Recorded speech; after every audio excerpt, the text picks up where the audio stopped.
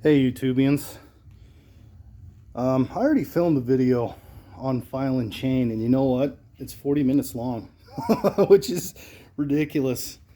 I have so much fun with this stuff. Unfortunately, I tend to get a little bit windy about it, so I'm going to attempt to give you an abridged version here.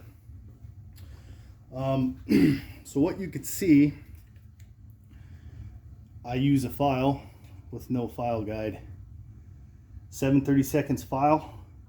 If you have not seen Buckin Billy Ray Smith's videos on filing, go check them out. The guy is a master. The Ironhorse also has some outstanding input into chain filing. They deal with different types of wood, and so their methods vary slightly, but the concept's the same. We're not using file guides. Want to make sure that we're getting enough of that gullet out there to make room for chips. This chain is not in terrible shape. I'm just cleaning this up. Got a little bit of cutting to do today to get some more firewood on the ground. So we're just going to get after it. So the way these teeth are, I've already got this chain kind of trained. I'm applying pressure directly back towards the power head, straight to me, not necessarily downward. Otherwise, I'll end up getting into my side straps. We don't want to be doing that. So I'm looking to make sure the entirety of my top plate, I want to have at a knife edge all the way across. Some people might kind of get caught up. It's really easy to feel this working corner, and it will even feel sharp. It'll kind of catch your skin a little bit. Some of the mistakes that I was making earlier on is just feeling it and it felt sharp. But if you look at it closely, a lot of times you'll notice that that working corner is not completely at a point. So you want to make sure you get that entire top plate and bring your working corner over to where it makes a super sharp edge, super sharp point. Yeah, this chain's not in bad shape. We're just cleaning it up a little bit.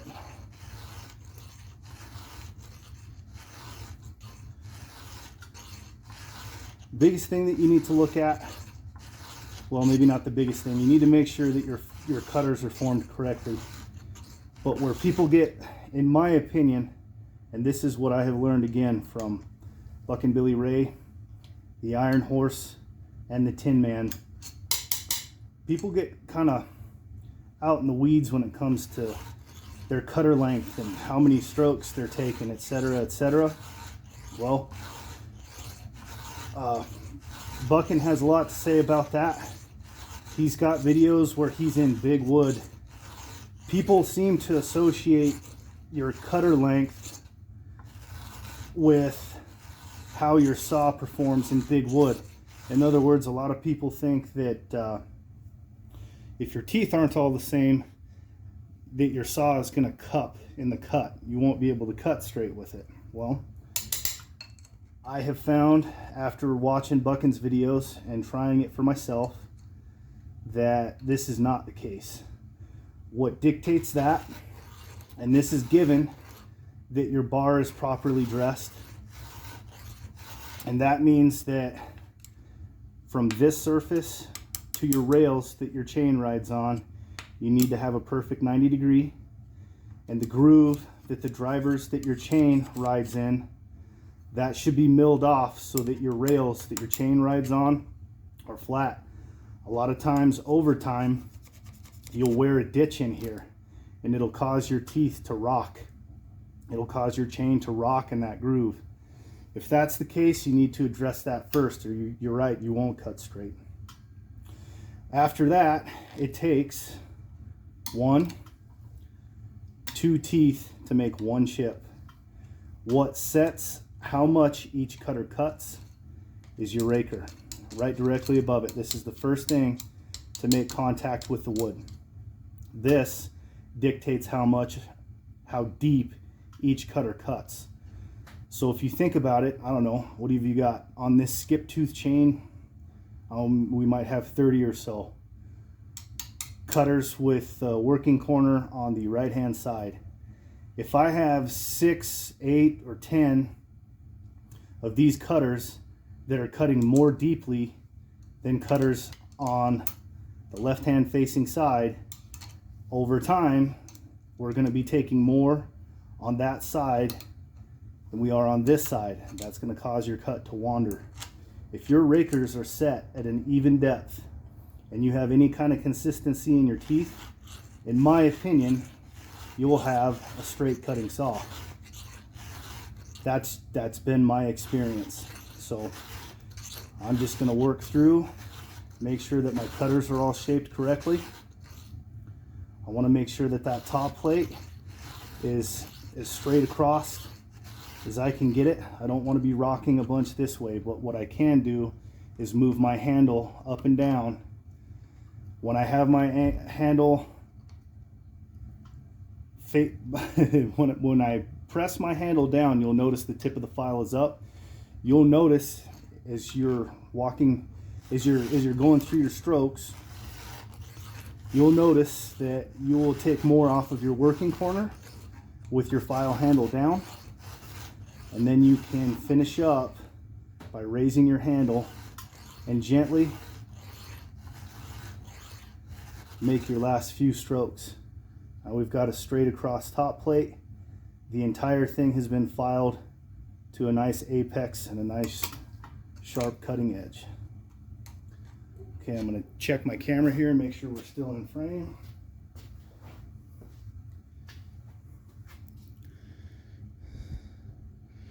Bring her back just a skosh.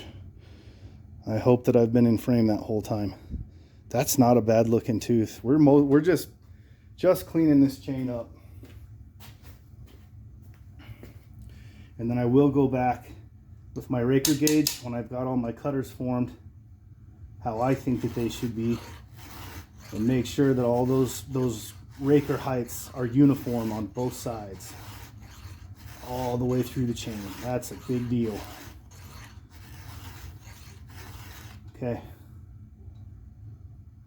that looks and feels pretty good. Here in just a second we'll take a look at the side profile, because I want to make sure also, I'm kind of eyeballing from the side. Something that I have noticed that can kind of mess me up. I cut a lot of old dry cottonwood. It's not easy on chains. If you have too much hook, your working corner right here, if you undercut too much out of the gullet in your side plate, it will make your top plate and that working corner flimsy. In harder wood, it'll knock it right off right away.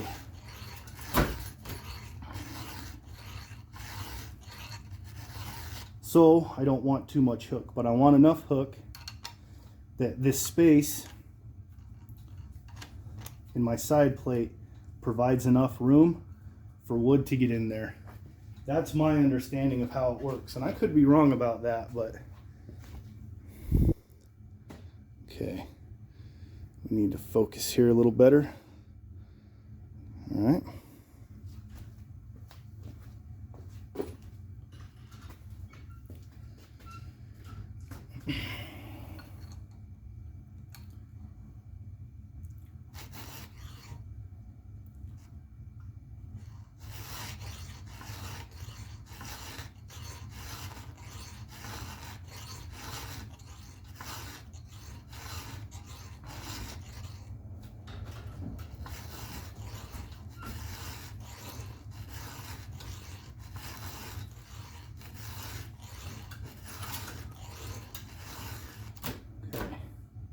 I think that looks pretty good.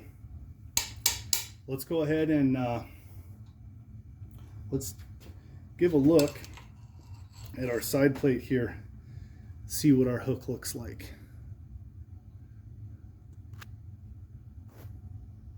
Now to me, that's a good looking hook right there. There's not too much material removed from the middle portion, right in the upper corner of my fingernail there. If I undercut that too much and bring my C or my half moon too far back, and I have just this little flimsy edge here for my top plate, it's just gonna peel back, just like a flimsy fingernail when you're trying to dig into something. If you don't have enough metal underneath this to support it, you're gonna knock it right off in harder wood. That's my experience. I'm not getting too far down into my strap here. I'm gonna call that cutter sharp. I'm gonna finish off the rest of this chain. I want it to look real similar to this. I also, what I was talking about before, what I'm looking for, I want to make sure that I address the entire, I don't know if it'll work better with or without light here. Well, let me see if I can get this to focus a little better. And I got some metal filings hanging out. I want to make sure that I'm addressing this entire top plate, and it should come over to a nice sharp working corner. There should be no, this should come to a fine point right here. And get some of those metal filings and that burr off of there.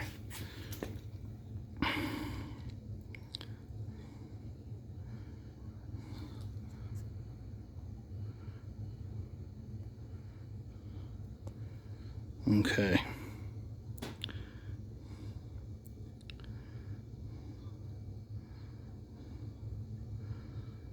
Let's see if I can get a good shot of this here.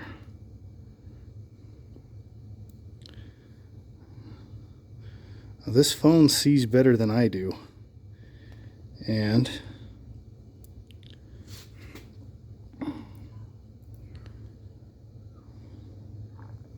when I can get it to focus. Come on.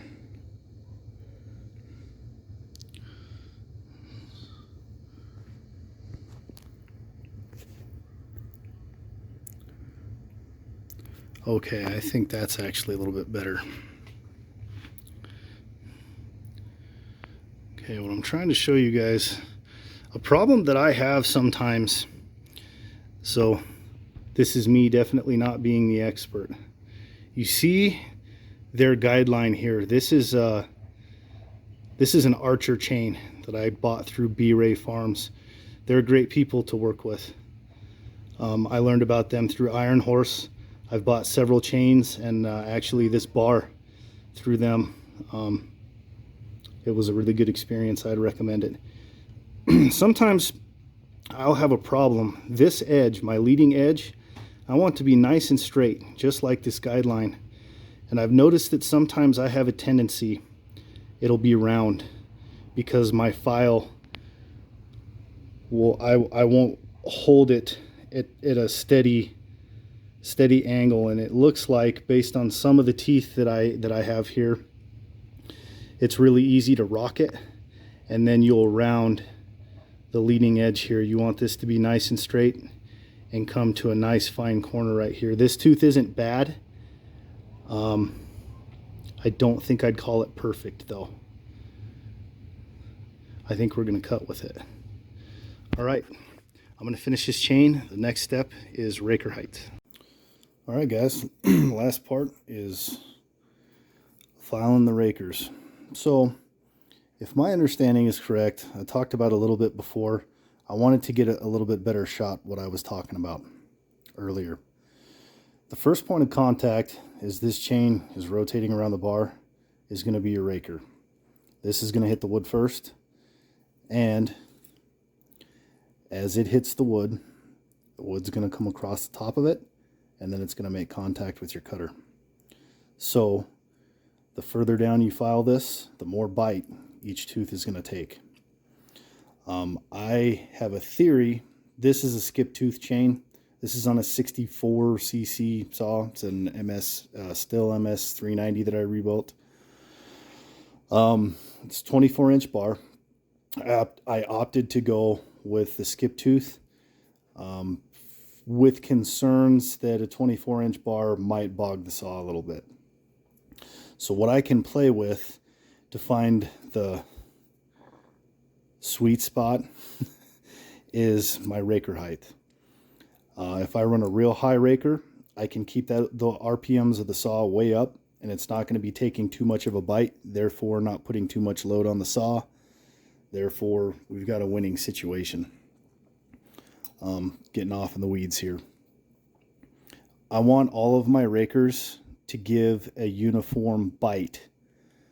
So what that means is I need to use this tool, which allows me to set the depth or the height of my raker per tooth. So every one of these teeth is going to have a raker that's set to take a specific bite. And it should be the same for every tooth. I like this particular raker gauge because it allows me to work off of one tooth at a time. So you can see my raker sits nice in that groove. And I don't even have to look at this real hard as long. So you can see my raker indexes off of my working corner. I get it in there, and then I can feel if I need to file. I can just run my file right across the top here, and I can feel it's just barely touching. So, trying to work around my phone here.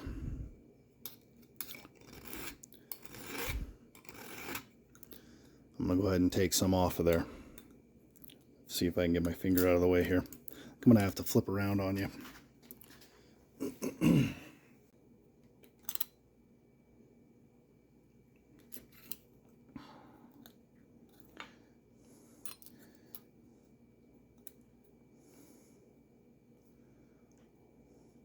No, we still got a ways to go here.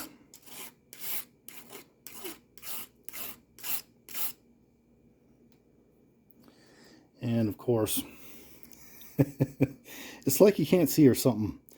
I used the soft setting. This raker gauge has two settings.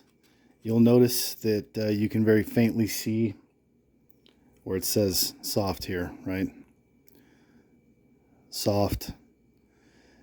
And you'll probably notice something else about this gauge that is not good. My file is removing material off of here, so I need to be very careful about how I use this. This is the hard setting. This is the soft setting. I have more of these in the mail coming. I intend to put this under a torch, get it red hot, and quench it in oil. I'm hoping that's going to harden this metal to the point where the file will skate across it rather than removing material. Anyway, I'm going to go ahead and use the side that I had meant to use instead of screwing up and using the soft side. I don't want this chain to be that grabby. I don't want my raker to be filed down on the soft setting. When I use the soft setting, it's going to allow for more of this to stick up, more of your raker, which is going to give more bite on each tooth. I don't want my chain to be that grabby. You'll notice, for anybody who's run a grabby saw, you know exactly what I'm talking about. I'm not a big fan of super grabby. I like to have a nice smooth cut, especially when you're cutting smaller stuff. A grabby saw has a tendency to want to throw it back at you. So that raker is good. We'll go ahead and advance to the next tooth. Okay, we'll check this guy out. And I just barely cleaned this chain up today, so there's a decent chance that I won't even need to touch these. So we'll check a couple more. Focus, focus, focus, camera. Maybe.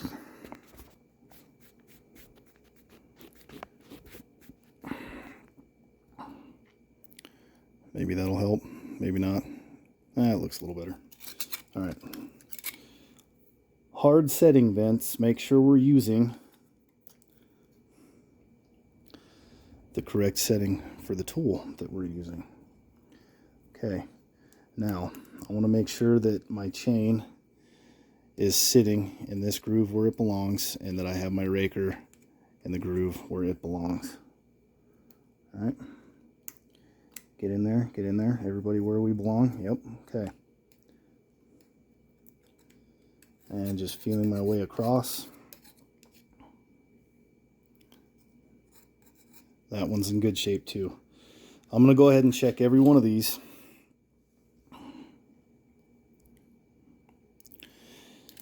Because every one of them counts. Every one of them matters. that is what I believe makes a straight cut. Each tooth is taking a uniform bite, taking the same amount of wood every tooth. Yeah, I think all of these are going to be just fine. All right. Yep. I'm going to check the rest of these, but I think this is ready for the wood, honestly. So this is the abridged version of a blind guy file and chain. I appreciate you guys hanging in there with me. The video that I'm going to put out after this is a long one. If you want more details into my theory on chain filing, it's not my theory. It's what I have learned from, again, from Buckin Billy Ray, from the Ironhorse and Tinman. Each of those guys has had input. I've showed them my filing. I've talked to them about the kind of wood that I'm cutting. The kind of wood that you're cutting, it will have weight. It will hold weight on how you file chain. There are some variations with angles and all that. If you're interested in that, check out my 40-minute video. I gas on a lot more about why I do what I do. And I'm still learning. That's the biggest thing. I'm not trying to play the expert here. I'm sharing my experience with you guys. And I want to validate the guys that have years on me, that have been doing this longer than me. My hat's off to them. I got a lot of respect. Working in the woods is hard work. All of their knowledge is hard earned through sweat and blood, and my hat's off to that. I'm a firewood guy, so I'm not a logger. I don't pretend to be. I got a lot of respect for the guys that are. And I've been very fortunate to be a part of YouTube and learn from them. It saved me a lot of headache and a lot of using a micrometer where I don't think one belongs. So I hope you guys enjoy. Thanks for watching.